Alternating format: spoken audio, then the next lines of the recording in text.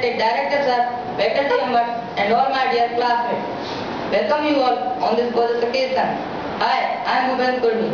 First of all, I would like to pay thanks to Sakir sir that he gave me this golden opportunity to stand on the podium and express my views in front of you. Today, I am very happy to be sharing with you some moments of my life. When I was born in Vidisha in 1998. In my childhood, I was very shy. When I was 3 years old, my father and I went to a local school. He admitted me there. All my teachers used to love me during my nursery education. Then I got early education in a government school. Now I am in 9th class and studying in same school. And I have been in that school for 3 years. After passing this class, I have got 9th class books. Some books are in English. When I started reading that, I faced a lot of problems to understand the books. And I found myself weak at English.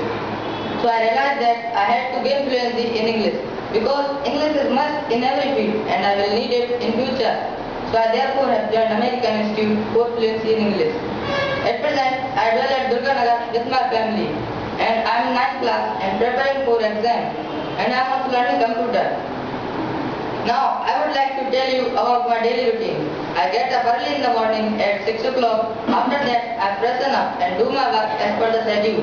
I have been doing 3 courses, including my study at present. Because of these courses, my life has become hectic. So I have to earn the midnight one. On reaching home, I take my dinner and go to study.